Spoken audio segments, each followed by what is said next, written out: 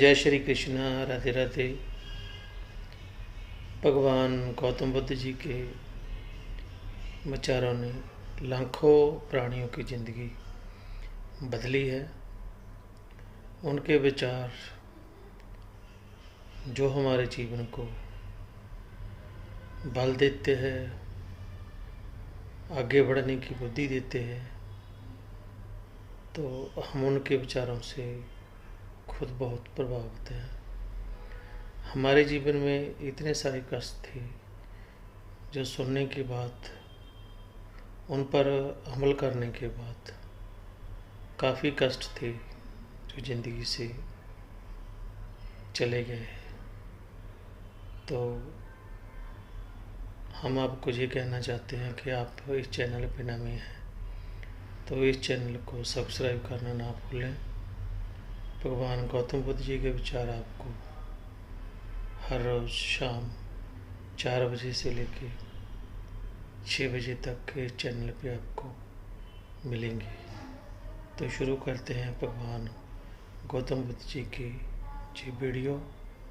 तो वीडियो से शुरू सुनने से पहले ये ज़रूर जान लीजिए कि अधूरा ज्ञान हमेशा खतरनाक होता है। वीडियो को स्किप मत करें, वीडियो को टाइम निकाल के अंत तक पूरा ज़रूर सुनें। अपने चाहने वालों के साथ ज़रूर साझा करें। नमस्कार। ध्यान से सुनो दर्शकों, मात्र 2 ही दिन में आपके खुद के शरीर से सारी बीमारियां और सारे रोग खत्म हो जाएंगे और आप पहले जैसे ऊर्जावान और ताकतवर महसूस करोगे। लेकिन यह सब 2 दिन में कैसे करना है? एक बार एक गुरु जो कि आयुर्वेद के बड़े ही झांता थे, वह अपने शिष्यों को उपदेश दे रहे थे। अब आपको तो पता ही है कि पहले प्राचीन समय में किताबें नहीं हुआ करती थीं।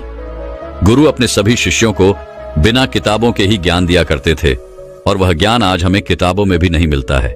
ऐसे में वह गुरु उन सभी शिष्यों को कह रहे थे कि बच्चों, क्या आप सभी लोगों को पता है कि हम लंबे समय तक स्वस्थ कैसे रह सकते हैं?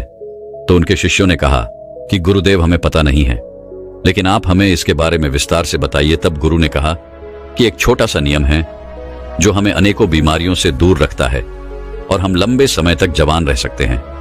जो भी व्यक्ति इस नियम का पालन करता है वह वृद्ध अवस्था में भी युवा दिखाई पड़ता है। उसके चेहरे पर तेज रहता है, उसकी त्वचा में एक चमक रहती है, वह हर समय ऊर्जा से भरपूर रहता है।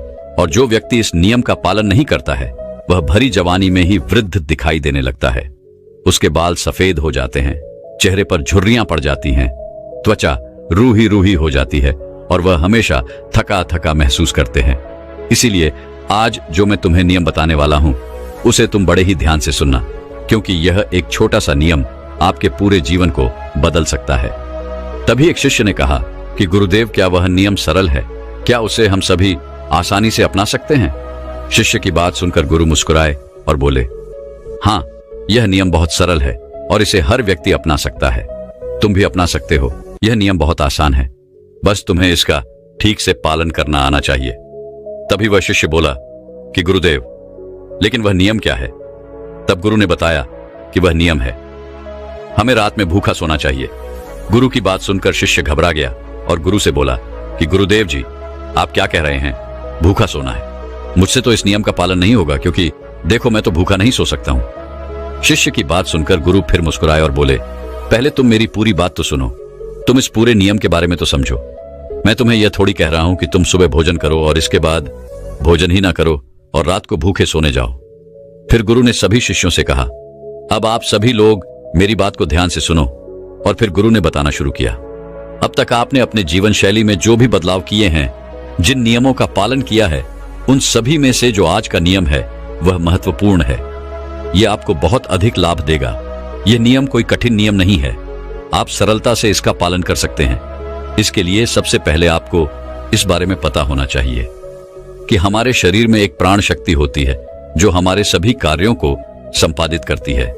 जैसे कि जब हम भोजन करते हैं तो वह प्राण शक्ति हमारे भोजन को पचाने में लग जाती है।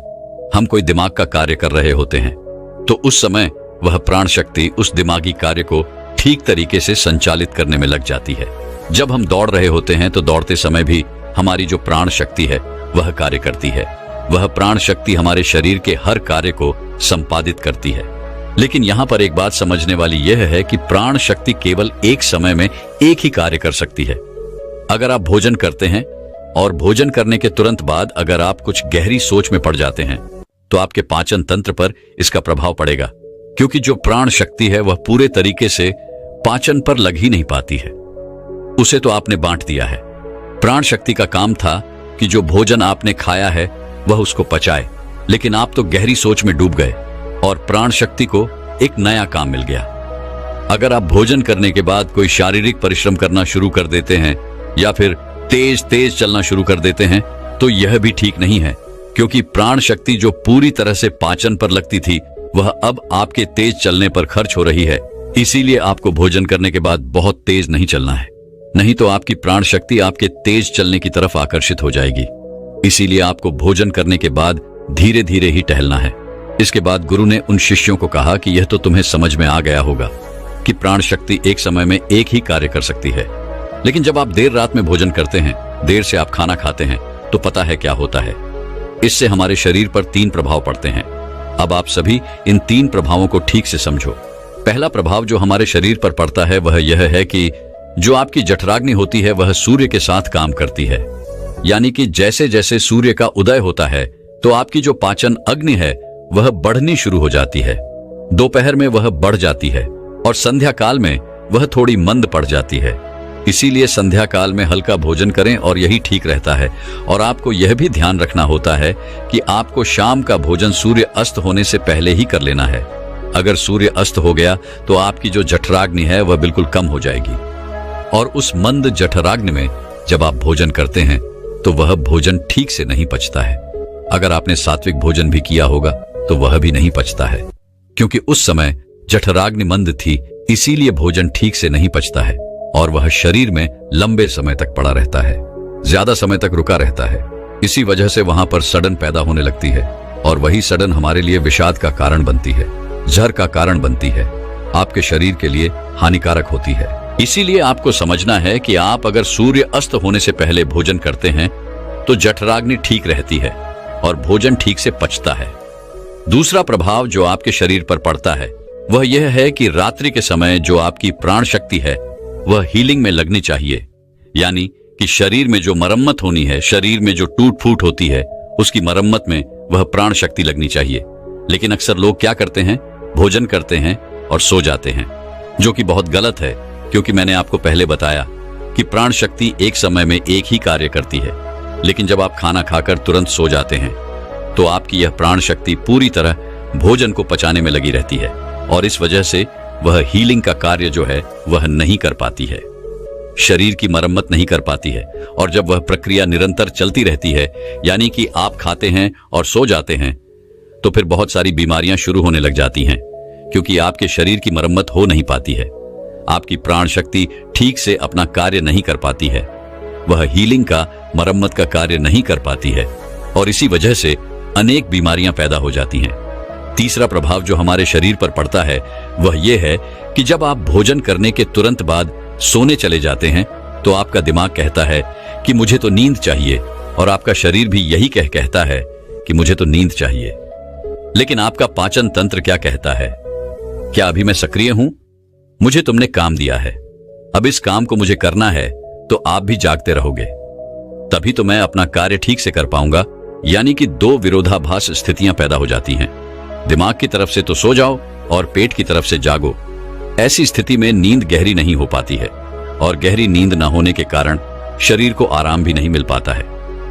आप सो तो जाते हैं 7 घंटे या 8 घंटे, लेकिन सुबह उठने में आपको कठिनाई होती है। आप दिन भर ऊर्जावान महसूस भी नहीं कर पाते हैं और ऐसा इसीलिए होता है क्योंकि रात भर प्राण शक्ति ठीक से शरीर की मरम्मत, शरीर की हीलिंग का काम नहीं कर पाई। आपकी जठराग्नि, आपकी प्राण शक्ति पूरी तरह से पाचन तंत्र पर केंद्रित रही। उसने पूरी रात भोजन को पचाने में ही अपना समय दिया और फिर जैसे आप सुबह उठते हैं तो उठते ही फिर कुछ खा लेते हैं और इसी वजह से बार बार खाने से हमारी प्राण शक्ति पूरी तरह से पाचन पर ही लगी रहती है और शरीर के दूसरे कार्य मंद पड़े रहते हैं, जो कि शरीर के लिए बहुत जरूरी थे। ये 3 प्रभाव थे जो हमारे शरीर पर पड़ते हैं।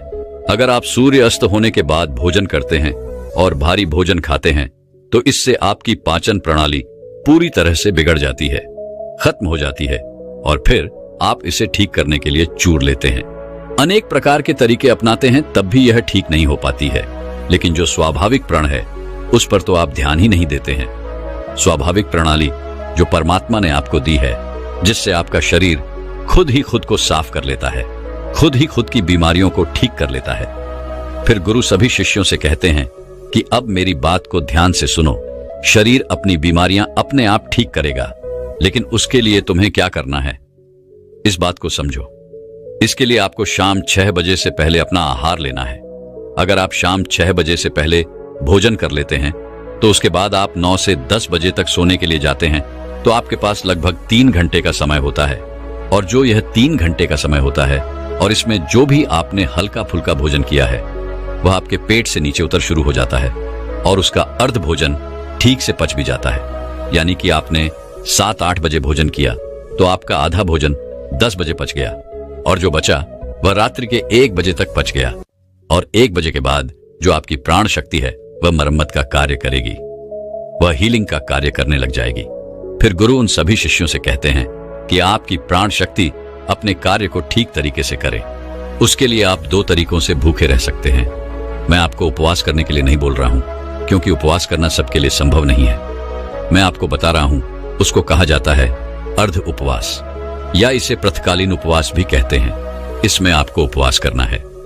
वह उपवास आपको 16 घंटे का करना होता है, और इसकी शुरुआत आप ऐसे कर सकते हैं कि आपने शाम को जो भोजन किया था 7 बजे, उसके बाद अगले दिन आप 7 बजे ही भोजन करें।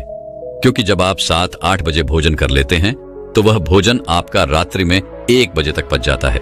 उसके बाद आपके शरीर के पास लगभग 6 घंटे होते हैं, और इस 6 घंटे में प्राण शक्ति शरीर की मरम्मत का कार्य करती है। आप शाम को 7-8 बजे भोजन करें और उसके बाद सुबह 7-8 बजे भोजन करें, और यह नियम हर कोई अपना सकता है।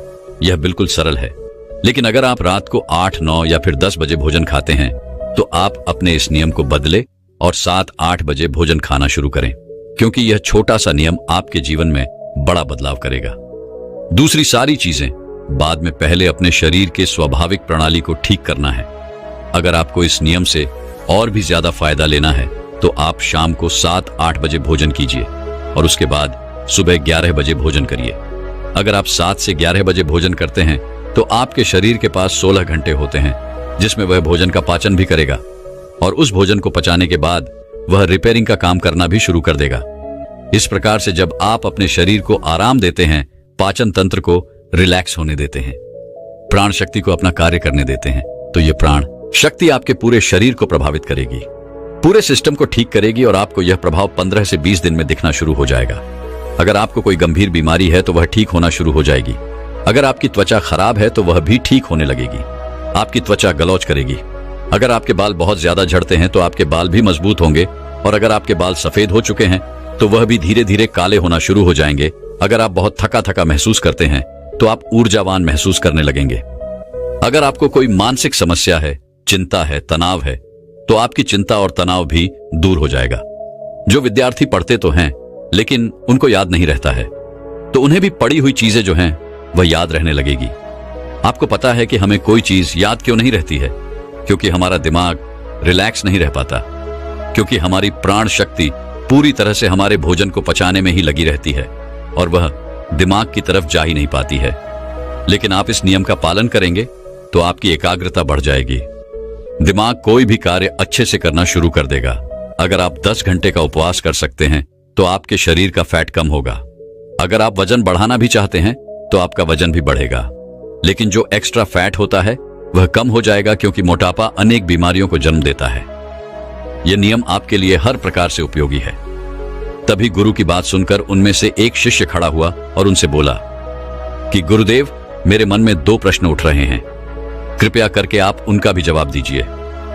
गुरु ने कहा कि पूछो बेटा, तुम्हारा क्या प्रश्न है?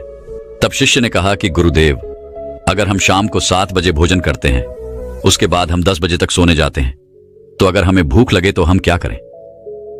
शिष्य की बात सुनकर गुरु ने कहा कि बेटा, इसके लिए तुम्हें सबसे पहले यह समझना होगा हमारे शरीर की प्रत्येक कोशिका का एक सिस्टम होता है।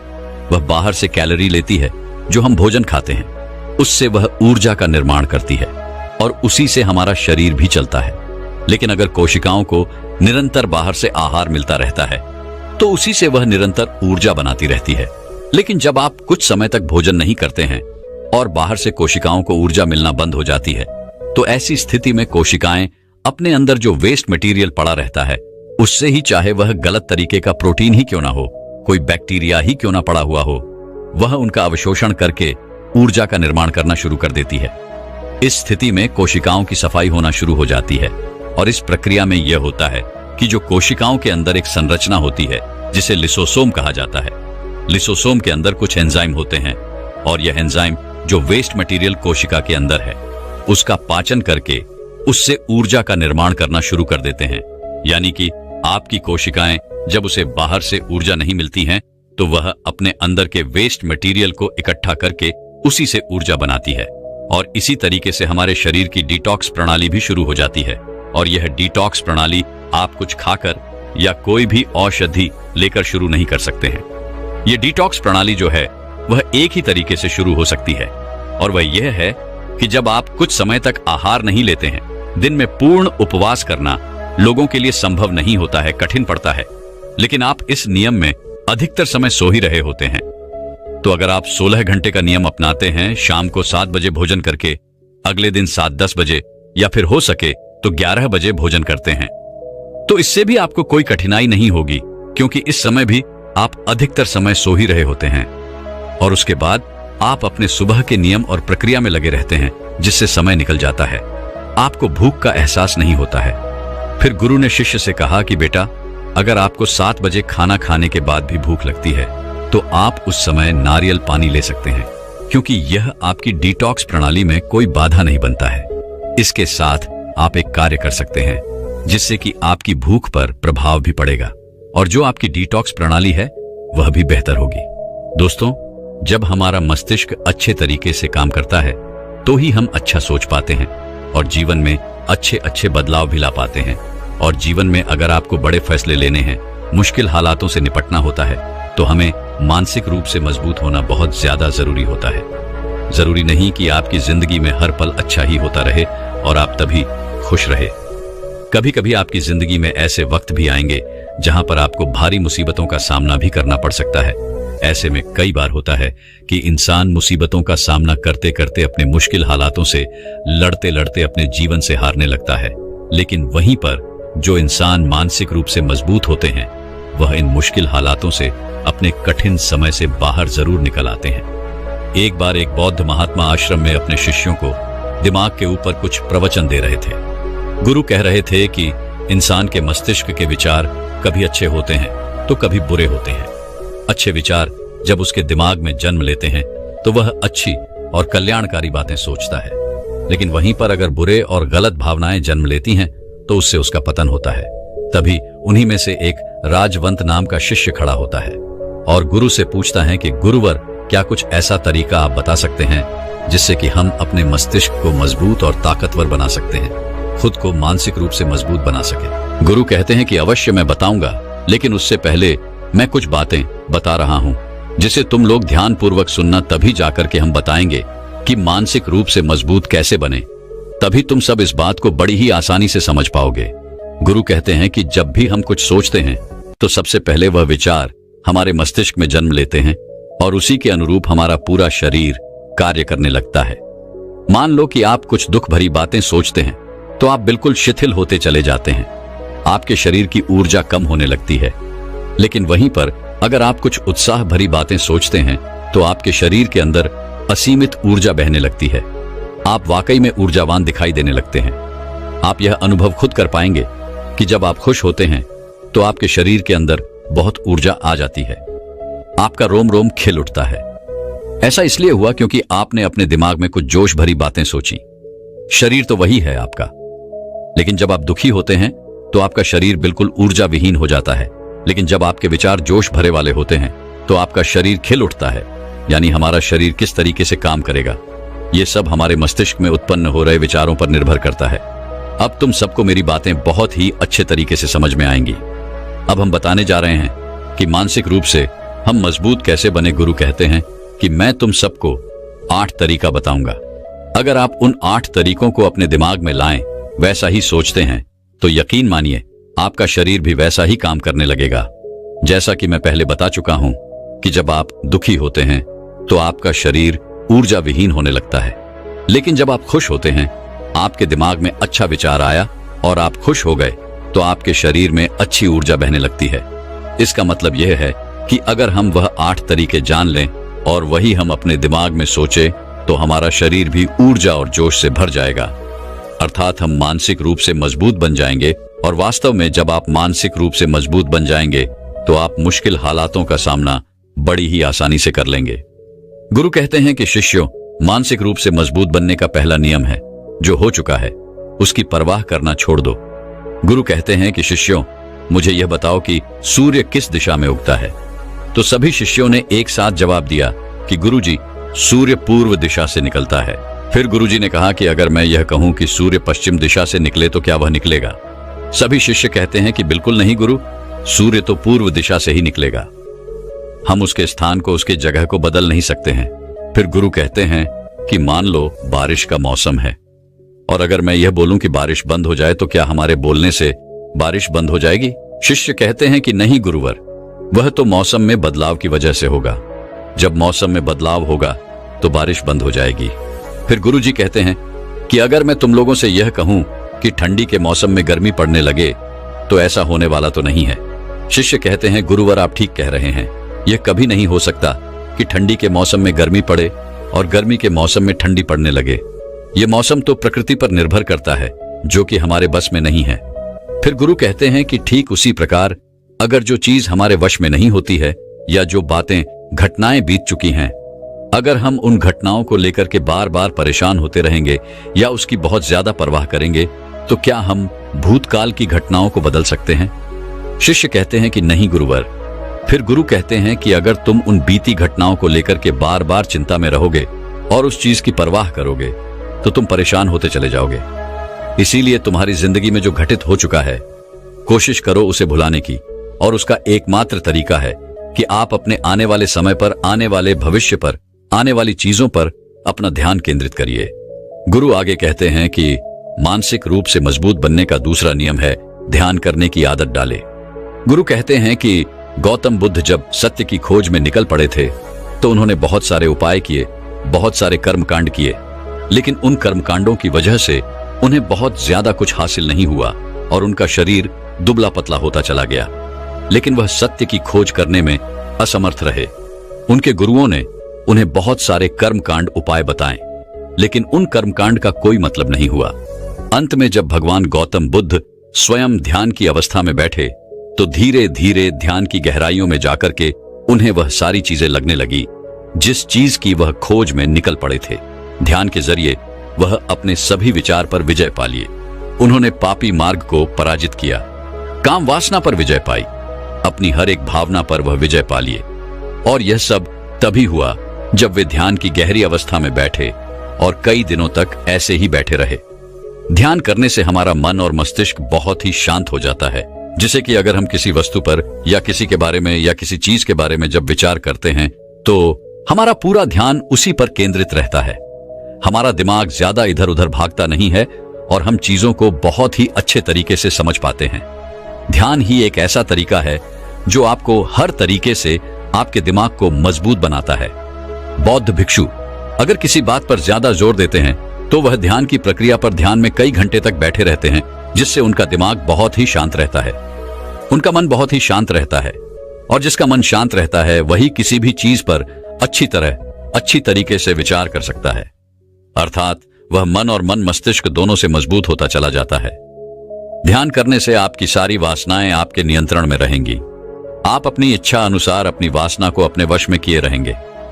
गुरु आगे कहते हैं कि मानसिक रूप से मजबूत बनने का तीसरा नियम है, बहुत ज्यादा किसी से उम्मीद मत रखना। गुरु ने कहा कि तुम सब अपनी मर्जी से जन्म लिए हो, अपनी मर्जी से ही गर्भ का चुनाव किए हो, लेकिन इंसान जन्म लेने के बाद वह यह सब भूल जाता है कि उसे क्या करना क्या नहीं, वह किस लिए जन्म लिया था, और जन्म लेने के बाद वह तमाम तरह की वासनाओं से ग्रसित हो जाता है। इस संसार की मोह माया में वह बहुत ज्यादा परेशान हो जाता है। वह खुद को जान ही नहीं पाता, वह खुद को भूल जाता है। और यही वजह रहती है कि वह तरह तरह के लोगों से अपनी बहुत ज्यादा उम्मीदें लगा बैठता है। उम्मीदें दुख का कारण बनती है। जिस भी व्यक्ति वस्तु से आपकी उम्मीदें ज्यादा बढ़ जाएंगी, आने वाले समय में सबसे ज्यादा दुख आपको उसी से मिलने वाला है। क्योंकि उम्मीद जहां होती है, दुख भी वहीं पर होता है। क्योंकि आप किसी से बहुत ज्यादा उम्मीद लगा लिए और वह व्यक्ति आपकी उम्मीदों पर खरा नहीं होता रहा, तो सबसे ज्यादा दुख आपको उसी से होने वाला है। क्योंकि जब उम्मीद टूटती है तो दुख बहुत ज्यादा होता है। इसलिए इस सांसारिक, इस भौतिक जीवन में बहुत ज्यादा उम्मीद और बहुत ज्यादा मोह किसी भी व्यक्ति से मत करना। तभी एक शिष्य उठ खड़ा होता है और कहता है कि हे गुरुवर, हम बिना उम्मीद से, बिना आशा से कैसे जी सकते हैं। हम सबके मन में रहता है कि मुझे यह चीज करनी है, मुझे वह चीज करनी है, मुझे जीवन में ऊंचाइयों को हासिल करना है। बिना उम्मीद के तो हम लोग जीवन में आगे बढ़ ही नहीं सकते। गुरु ने कहा कि कुछ पाने की लालसा, कुछ बड़ा बनने की लालसा जीवन में जरूर आपको ऊंचाइयों तक ले जाएगी। कुछ बड़ा बनने के लिए लालसा खुद से होती है, ना कि किसी व्यक्ति वस्तु विशेष से। मैं यहां पर लोगों के बारे में बात कर रहा हूं कि अगर तुम ये सोचो कि मेरा दोस्त मेरे साथ हमेशा खड़ा रहेगा, या मेरे लिए मेरे साथ हमेशा खड़ा रहेगा, या आप जो सोचे वह सामने वाला इंसान आपके लिए वैसा करे, तो ये सभी चीजें बहुत ज्यादा उम्मीद और मोह को बढ़ावा देती हैं। बहुत ज्यादा उम्मीद किसी से मत रखना। खुद से उम्मीद रखोगे तो दुख बहुत ज्यादा नहीं होगा, लेकिन अगर दूसरों से उम्मीद रखोगे और वह उम्मीद पूरी नहीं हुई तो दुख बहुत ज्यादा होगा। कई बार होता है कि माता पिता जो अपने जीवन में हासिल नहीं कर पाए, वह चाहते हैं कि वह चीज उनके बच्चे हासिल करें। वह सारा भार अपने बच्चों पर ला देते हैं। बच्चे उनके हिसाब से चले, वह उनकी उम्मीदों को पूरा करे। उन्होंने जो अपने जीवन में हासिल नहीं कर पाया, वह काम अब उनके बच्चे करें। और लगभग इस समय तो सभी के माता पिता यही कह रहे हैं। बहुत कम लोग होते हैं जो अपने बच्चों को आजाद रखते हैं। मेरी सभी से गुजारिश है कि अपनी उम्मीदों का पहाड़ अपने बच्चों पर ना थोपें। गुरु कहते हैं कि मानसिक रूप से मजबूत होने का चौथा नियम है कि पहली बार में ही किसी काम में फेल होने से डरो मत। गुरु आगे कहते हैं कि शिष्यों, अगर डर तुम पर हावी हो जाएगा तो तुम अवश्य असफल हो जाओगे। अपनी जिंदगी में वह इंसान सबसे ज्यादा असफल होता है जिसे अपने लक्ष्य को पाने का डर रहता है। अगर डर तुम्हारी जिंदगी में बढ़ गया तो तुम्हें वह असफलता की तरफ जरूर ले जाएगा, क्योंकि डर तुम्हारे आत्मबल को, तुम्हारे आत्मविश्वास को डगमगा देगा, कमजोर कर देगा और तुम्हारा आत्मबल, तुम्हारा आत्मविश्वास कमजोर हो जाएगा।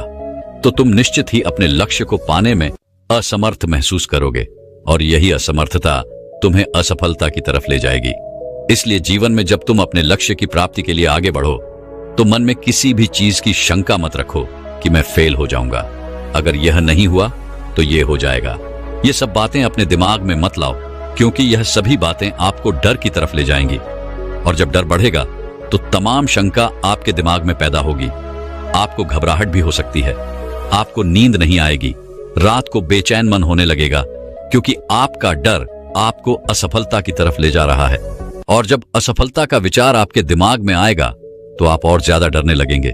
इसलिए जीवन में जब आप लक्ष्य की प्राप्ति के लिए आगे बढ़ जाओ तो मन में कोई शंका मत रखो, सिर्फ और सिर्फ अपने काम करने पर ध्यान दो। जब तुम काम करने पर ध्यान दोगे तो तुम कभी डरोगे नहीं, क्योंकि तुम अपने लक्ष्य की प्राप्ति के लिए काम कर रहे हो, उसके लिए जुट गए हो। तो तुम्हारा डर खत्म हो जाएगा, और जब डर खत्म हो जाएगा तो तुम जरूर सफल हो जाओगे। गुरु आगे कहते हैं कि पांचवा नियम है मानसिक रूप से मजबूत बनना। वह यह है कि जिंदगी में कभी भी खुद को कोसो नहीं। गुरु कहते हैं कि जो इंसान जितना ज्यादा संघर्ष करता है वह उतना ही मजबूत बनता चला जाता है। जितना ज्यादा तुम मजबूत बनोगे उतना ही ज्यादा तुम काबिल होते चले जाओगे।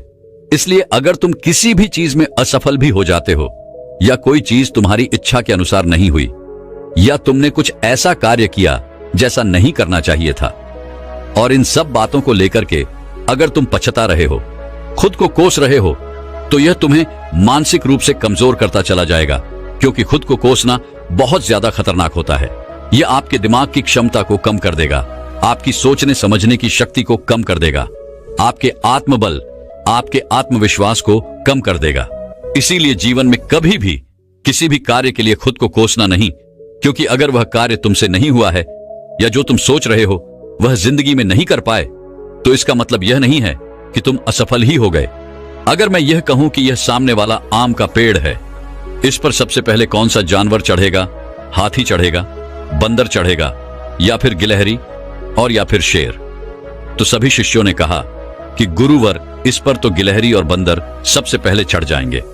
तभी फिर गुरु कहते हैं कि तो अगर यह हाथी सोचे कि मैं इस पेड़ पर नहीं चढ़ पाया, अगर वह खुद को कोसने लगे, तो क्या यह सही है? शिष्य ने कहा कि गुरुवर, यह तो गलत बात है, क्योंकि हाथी तो कभी भी पेड़ पर चढ़ ही नहीं सकता। हाथी तो पेड़ पर चढ़ने के लिए बना ही नहीं है। गुरु कहते हैं कि ठीक इसी प्रकार हर एक व्यक्ति का काम करने की कला का, दिमाग का अलग अलग महत्व होता है। कोई किसी कार्य में माहिर होता है तो कोई किसी कार्य में, बस हमें इसी को समझने की जरूरत होती है। जरूरी नहीं कि दुनिया के लोग जैसा कर रहे हैं तो तुम भी वैसा करो। तुम अपनी प्रतिभा के हिसाब से कार्य को करो। अगर तुम अपनी प्रतिभा के हिसाब से करोगे तो तुम उसमें जरूर सफल हो जाओगे।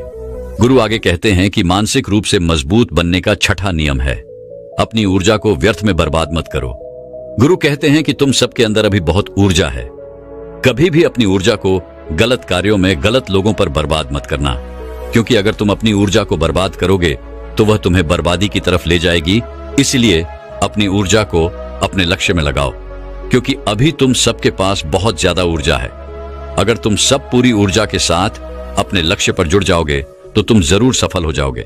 लेकिन अगर तुम ऊर्जा को गलत जगह पर लगा रहे हो तो तुम्हारी ऊर्जा बिखरने लगेगी, और जब ऊर्जा बिखरने लगेगी तो तुम कभी भी अपने लक्ष्य की प्राप्त नहीं कर पाओगे।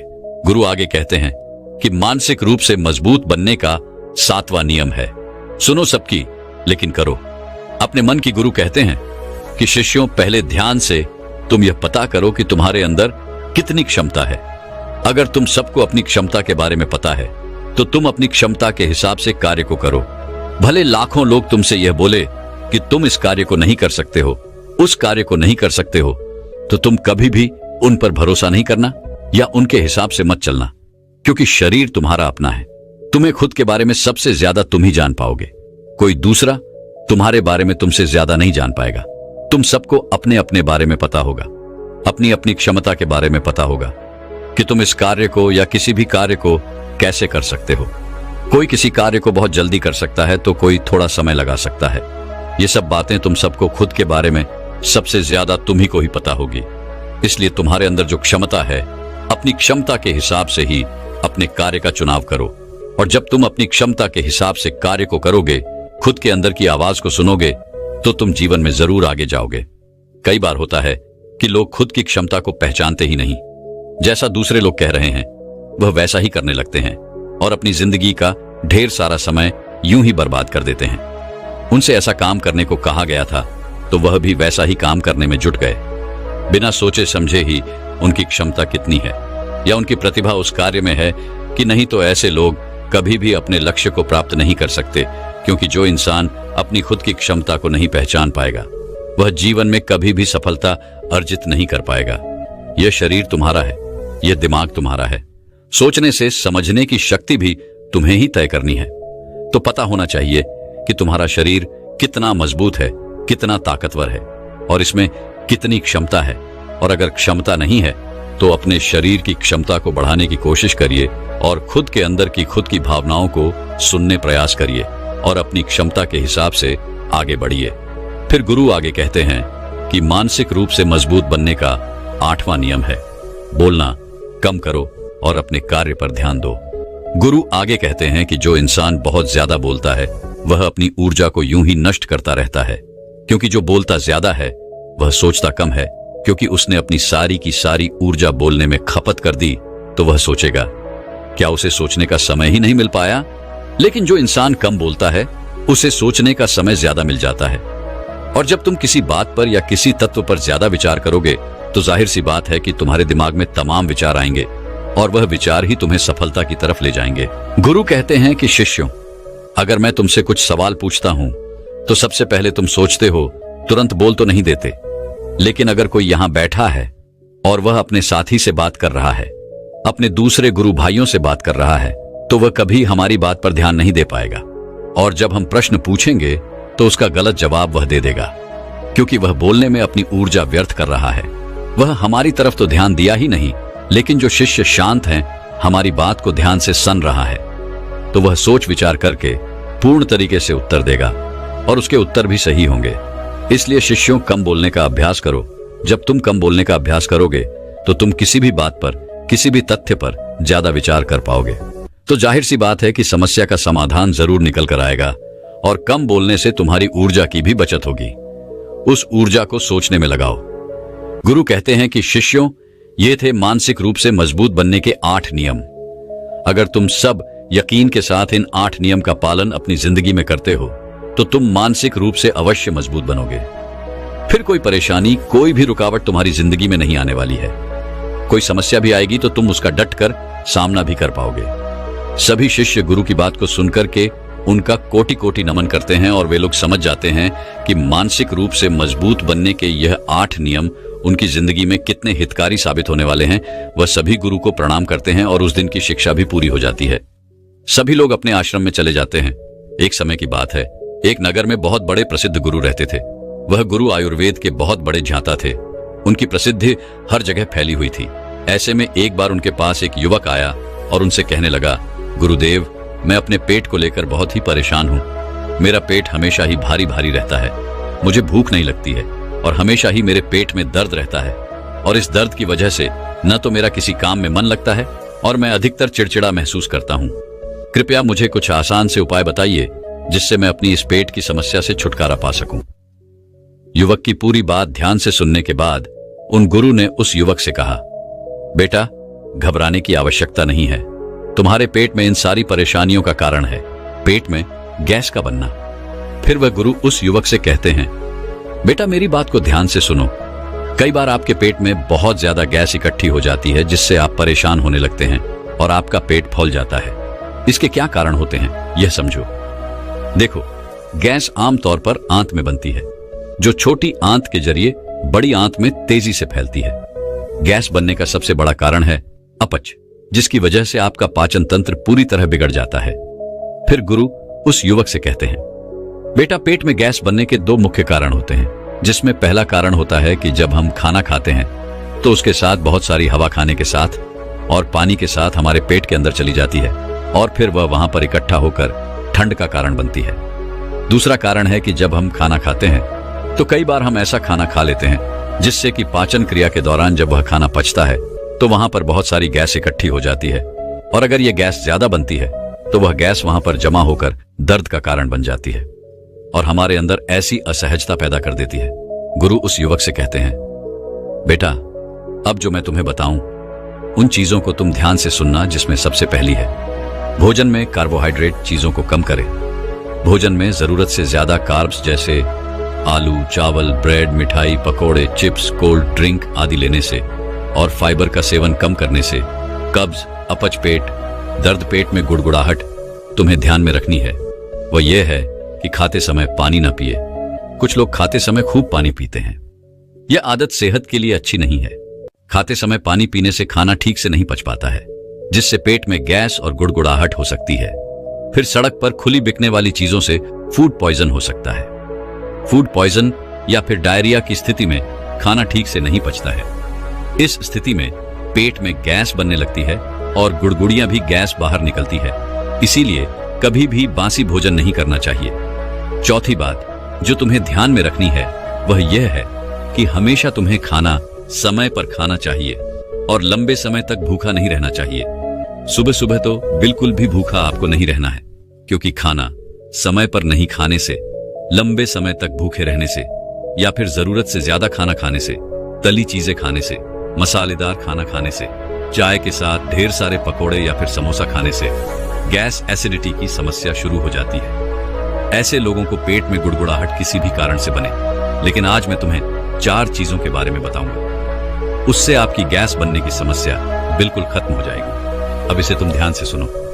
सबसे पहली चीज जो आपके गैस को खत्म करेगी और पाचन से संबंधित सारी समस्याओं को खत्म करेगी वह है अजवाइन। बेटा, अजवाइन के अंदर एक ऐसा तत्व पाया जाता है जिसे बोलते हैं थाइमोल। थाइमोल अंदर जाकर हमारे पाचन तंत्र को मजबूत करता है। जब हम अजवाइन खा लेते हैं तो यह थाइमोल हमारे पेट के अंदर जो पाचक रस होते हैं उनकी क्षमता को बढ़ा देता है, जिसकी वजह से हमारा खाना जल्दी जल्दी पचता है और हमारे गैस की समस्या बिल्कुल खत्म हो जाती है। बेटा, अजवाइन के बीज में फाइबर और पोटासियम की मात्रा ज्यादा होती है। यह ब्लड प्रेशर को कंट्रोल करने में मदद करती है। यह बीज दिल से जुड़ी समस्याओं को भी कम करते हैं। अजवाइन मेटाबॉलिज्म को बढ़ाने के साथ साथ पाचन में सुधार करता है। अजवाइन में एंटी फंगल गुण पाए जाते हैं जो स्किन के लिए गुणकारी होते हैं। इसका उपयोग त्वचा की समस्याओं जैसे मुहासे, एक्जिमा और फंगल संक्रमण के इलाज के लिए किया जाता है। अजवाइन के बीज गांठियां और जोड़ों के दर्द जैसी समस्याओं में मदद करते हैं। अजवाइन में मौजूद गामा टेरिपियन, पेप्टिक, ऑल्सो डायबिटिक के इलाज, ब्लड प्रेशर और कोलेस्ट्रॉल के स्तर को कम करने में मदद करता है। अब आपको इसे कैसे इस्तेमाल करना है उसके बारे में जानो। आपको एक ग्लास गुनगुना पानी लेना है और उसके साथ आपको आधा चम्मच अजवाइन की फांक लेनी है। इसको आपको खाने के 10 से 15 मिनट के बाद में लेना है। दिन में आपको एक ही समय इसका इस्तेमाल करना है, यानी आप इसे सुबह के नाश्ता करने के बाद में ले सकते हैं, या फिर आप दोपहर का खाना खाने के बाद इसको ले सकते हैं, या फिर आप रात्रि का खाना खाने के बाद भी इसको ले सकते हैं। जब आप अजवाइन की फांक को लेना शुरू कर देंगे तो आपके गैस की समस्या बिल्कुल खत्म हो जाएगी और आपका पाचन तंत्र भी मजबूत होगा। फिर गुरु उस युवक से कहते हैं कि बेटा, दूसरी चीज जो आपको इस्तेमाल करनी है वह है जीरा। जीरा बहुत ही अच्छी चीज है। जीरे के अंदर बहुत सारे प्राकृतिक तेल पाए जाते हैं जो कि हमारे पाचन तंत्र को सुधारते हैं, मजबूत करते हैं और गैस की समस्याओं से हमें छुटकारा दिलाते हैं। इसीलिए आपको जीरे का पानी इस्तेमाल करना है। यह आपके शरीर को अंदर से साफ करता है। जब आप इसका सेवन करते हैं तो यह शरीर में मौजूद हानिकारक कण, गंदगी और बैक्टीरिया को साफ करता है। यह आपके रक्त को शुद्ध करने में मदद भी करता है। इसके अलावा यह आपकी इम्यूनिटी को मजबूत करता है। यह पेट के लिए भी बहुत लाभकारी होता है। जिन लोगों का पाचन कमजोर है और पेट संबंधित समस्याएं जैसे पेट में गैस, अपच, कब्ज, ब्लोटिंग आदि से परेशान रहते हैं, उनके लिए जीरे का पानी बहुत ही लाभकारी होता है। साथ ही अगर आप भोजन के 15 मिनट के बाद इसका इस्तेमाल करते हैं तो यह भोजन के बेहतर पाचन में भी मदद करता है और पेट को स्वस्थ रखता है। इसके सेवन से सिर्फ आपके पाचन में ही सुधार नहीं होता है बल्कि मेटाबॉलिज्म में भी सुधार होता है, जिससे आप तेजी से कैलोरी बर्न कर पाते हैं। यह शरीर में जमा चर्बी को कम करने में भी मदद करता है और आपकी वेट लॉस जर्नी में तेजी लाता है।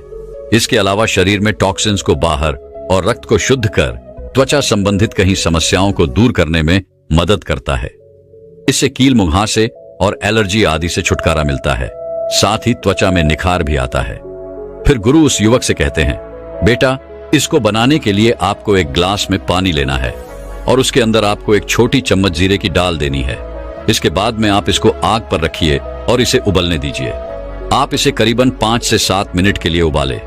इसके बाद आप इसको छलनी की सहायता से छानकर एक दूसरे ग्लास में रख लीजिए और फिर इस पानी को आपको दिन में 2 बार इस्तेमाल करना है। एक समय तो आपको दोपहर का खाना खाने के बाद में इस्तेमाल करना है और एक आपको रात्रि का खाना खाने के बाद इस्तेमाल करना है। आपको इस पानी को खाना खाने के 10 मिनट के बाद में ही इस्तेमाल करना है। जीरा आपकी गैस की समस्याओं के लिए बहुत ही अच्छी चीज है। आप इसे 2 समय इस्तेमाल कीजिए, जिससे इसके अंदर जो प्राकृतिक तेल होता है वह पूरी मात्रा में मिले और गैस की समस्याओं को बिल्कुल खत्म कर दे। फिर गुरु उस युवक से कहते हैं कि बेटा, इसके बाद जो आपको तीसरी चीज इस्तेमाल करनी है वह है हींग। हींग आयुर्वेद की बात करें तो हींग हमारे शरीर के अंदर वात दोष को नियंत्रित करती है और गैस भी एक तरह का वात दोष है। इसीलिए अगर आप हींग का इस्तेमाल करते हैं तो उसकी वजह से आपको गैस की समस्याएं बिल्कुल खत्म हो जाएंगी। इसके साथ ही हींग ब्लड प्रेशर को कम करती है। हींग में ऐसे कंपाउंड पाए जाते हैं जो ब्लड थिरल के रूप में काम करते हैं। इसके अलावा यह ब्लड प्रेशर को कम करने और दिल को हेल्थी बनाने में भी मदद करती है। इसके अलावा हींग अपने एंटी इंफ्लेमेटरी, एंटीवायरस और एंटीबैक्टीरियल गुणों के कारण एस्थमा और अन्य सांस से संबंधित परेशानियां जैसे ब्रोंकाइटिस और सूखी खांसी से भी राहत दिलाता है। इसके अलावा हींग पीरियड्स के दौरान होने वाले दर्द से भी राहत दिलाने में मदद करता है, क्योंकि इसमें नेचुरल ब्लड थिंकिंग कंपाउंड पाए जाते हैं। दरअसल हींग शरीर के किसी भी हिस्से में बाधा डाले बिना ब्लड सर्कुलेशन को सही ढंग से फ्लो करने में मदद करती है, जिससे पीरियड्स के दौरान होने वाले पीठ और पीठ के निचले हिस्से के दर्द को कम करता है।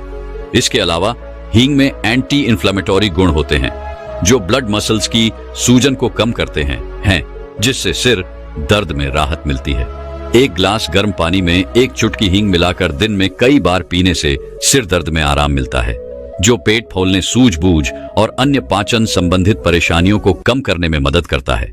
इसको इस्तेमाल करने के लिए आपको एक ग्लास गुनगुना पानी लेना है और उसमें आधा चम्मच आपको हींग मिला लेनी है। गुनगुने पानी में हींग मिलाकर आपको इसे तुरंत ही पी लेना है।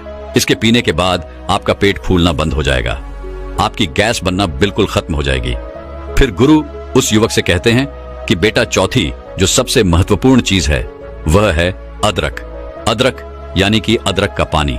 अदरक पोषक तत्वों का खजाना होता है। यह स्वादिष्ट होने के साथ साथ सेहत से भरपूर होता है। आयुर्वेद में इसका इस्तेमाल दवा बनाने के लिए भी किया जाता है। हमारे रसोई घर में अदरक का इस्तेमाल मसालों के रूप में भी किया जाता है।